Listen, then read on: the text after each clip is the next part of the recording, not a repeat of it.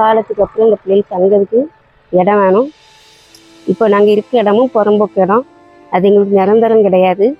அதனால் நீங்கள் ஏதாவது பிள்ளைகள் தங்கிறதுக்கு இடமோ வீடு படிப்பு வசதி எல்லாம் செஞ்சு கொடுத்தா நல்லாயிருக்கும். எங்களுக்கு ராதாபுரம் தாலுக்காவிலேருந்து வரோம். எனக்கு இந்த பிள்ளைகளுக்கு அப்பா அம்மா கிடையாது. சின்ன 11 வருஷமாக நான் தான் பார்த்துக்கிட்டு இருக்கேன்.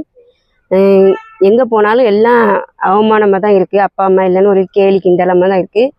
எந்த ஒரு கவர்மெண்ட் சலுகையும் இது வரைக்கும் இந்த பிள்ளைகளுக்கு கிடைக்கல. எனக்கும் உடம்புக்கு சரியில்லை, யாரும் பார்க்கவே மாட்டேங்கிறாங்க. நாளைக்கு எனக்கு பின்ன இந்த பிள்ளைகள் பார்க்க ஆள் கிடையாது. இருக்க இடமும் புறம்போக்கு இடம்.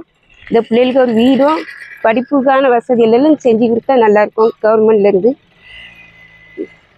சார் இப்போ எனக்கு கூலி வருமானம் தான், நான் அதெல்லாம் போட்டு இப்போ 10 நாள் லீவு போட்டு இந்த பிள்ளைகளுக்காண்டி அலைகிறேன். என் பேர் மீனாட்சி, +2 படிக்கேன். எனக்கு அம்மா அப்பா கிடையாது.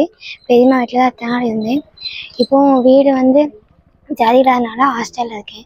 இப்போ பாதுகாப்புக்காண்டி 12th முடித்த உடனே வெளியே காலேஜுக்கு எப்படி வந்தாகணும். இப்போ வீடு கிடையாது, பாதுகாப்பாண்டி வீடு தேவைப்படுது. அதுக்கு தான் இப்போ இங்கே வந்திருக்கோம். வீடு கட்டி கொடுத்தா நல்லாயிருக்கும்.